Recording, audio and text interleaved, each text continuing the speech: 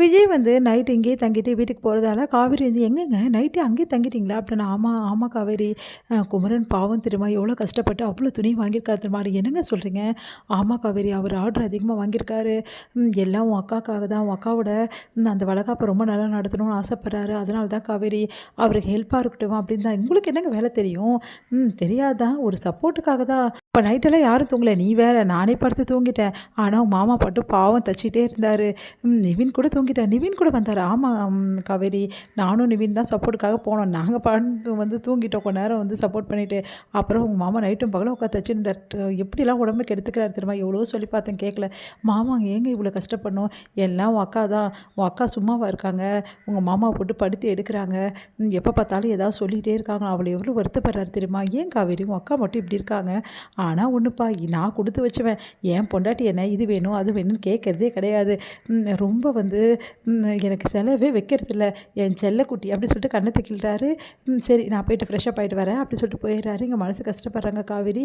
ஏன் அக்கா இப்படி இருக்கா, பாவம் மாமா எவ்வளோ கஷ்டப்படுறாரு அப்படி சொல்லிட்டு ஃபீல் பண்ணுறாங்க. குமரன் வந்து வீட்டுக்கு வராரு. வீட்டுக்கு வந்தோடனே வந்து வந்தது வராதமா செமையாக திட்டுறாங்க. எப்பவும் போல. கங்கா, என்ன நினச்சிட்டு இருக்கீங்க, நீங்கள் பாட்டு நைட்டில் அங்கேயே தங்குறீங்க, வரவும் மாட்டேங்கிறீங்க வீட்டுக்கு. வீட்டுக்கு வந்தாலும் வந்து நீங்கள் பாட்டுன்னு வந்து பேசக்கூட மாட்டேங்கிறீங்க, வேலையை பார்த்துட்டு இருக்கீங்க, உடனே கிளம்பணும்னு வேறு சொல்கிறீங்க அப்படின்றாங்க. இங்கே பாரு கங்கா, எனக்கு கொஞ்சம் வேலை இருக்குது கங்கா, அதனால தான் நான் உடனே கிளம்புறேன் அப்படின்னு. என்ன தம்பி, நைட்டும் பகலும் இப்படி வேலை செஞ்சால் உடம்பு எப்படி தம்பி ஆகிறது அப்படின்னு. எனக்கு என்னமோ இவர் நைட்டு வேலை செஞ்ச மாதிரி தெரியலையே, ஜாக்கெட் எனக்கு தைக்கணும், ஞாபகம் இருக்கா உங்களுக்கு இல்லையா. எனக்கு இப்போது அதுவும் நல்ல ஜாக்கெட்டாக தைக்கணும், நல்ல ஒர்க்கெல்லாம் வச்சு தைக்கணும், அதெல்லாம் ஞாபகம் இல்லாமல் இருக்க மாதிரி இருக்கே.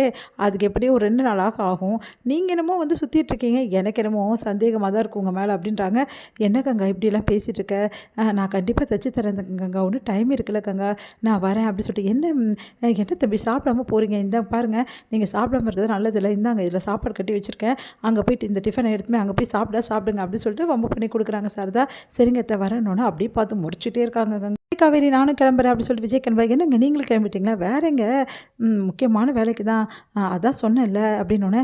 சரிங்க நீங்கள் போய் மாமாவுக்கு சப்போர்ட் பண்ணுங்கள், இதுவும் நல்லது தான் அப்படி சொல்லிட்டு நம்ம விஜயை அமுச்சு வைக்கிறாங்க நம்ம காவேரி. அடுத்து வந்து விஜய் போனோன்னே வந்து அப்படியே காவேரி பார்த்து முறைச்சி நிற்கிறாங்க. கங்கா, என்னக்கா என்ன ஆச்சு, ஏன் இப்படி கோவமாக இருக்குது அப்படின்னோடனே. என்ன நினச்சிட்டு இருக்காரு உன் புருஷன், மறுபடியும் ஏதாவது பிரச்சனை இல்லை என் புருஷன் மாட்டி விடணும்னு நினைக்கிறாரா அப்படின்றாங்க. என்ன பேசுகிற நீ, அவரே தான் நினைக்கிறார் பின்ன. நேற்று நைட்டு உன் வீட்டுக்காரும் வரல, என் வீட்டுக்காரும் வரல, இதுக்கெல்லாம் என்ன காரணம். உன் வீட்டுக்காரு ஏதோ பிரச்சனை இல்லை என் புருஷனை மாட்டி வேறு தானே பிளான் பண்ணியிருக்காரு.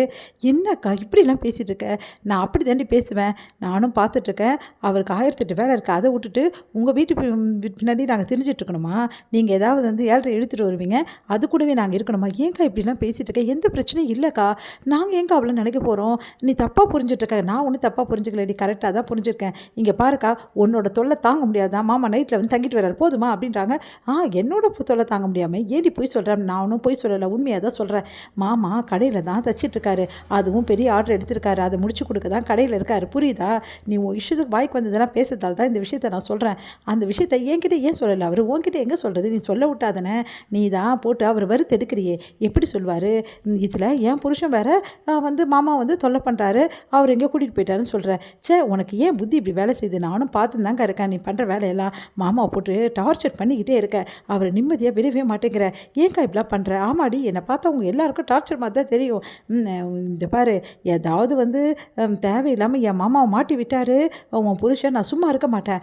இங்கே பாரு, நான் ஆல்ரெடி சொன்னது தான் உங்ககிட்ட சொல்கிறேன், விஜயால் எந்த பிரச்சனையும் கிடையாது, விஜயும் வீட்டுக்காருக்கு ஹெல்ப் பண்ண தான் போயிருக்காரு தவிர உன் வீட்டுக்கார பிரச்சனையில் மாட்டி விட போகிறதில்ல.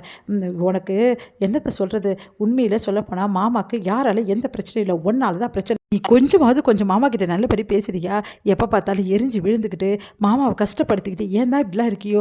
உண்மையிலேப்பா உன்ன மாதிரி ஒரு பொண்டாட்டி யாருக்குமே கிடைக்கவே கூடாது. மாமா பாவம், உண்மையிலே எனக்கு அவரை நினச்சாவே ரொம்ப கவலையாக இருக்குது அப்படின்னு சொல்லிட்டு போகிறாங்க. அதை கேட்டுட்டு செம்மையாக டென்ஷன் ஆயிடுறாங்க. இங்கே பாருடி அப்படின்னு, நான் உங்ககிட்ட நான் சண்டை போட எனக்கு தயாராக இல்லைக்கா, எனக்கு நிறைய வேலை இருக்குது அப்படின்னு சொல்லிட்டு காவேரி போகிறாங்க. அப்படியே டென்ஷனாக நிற்கிறாங்க கங்கா.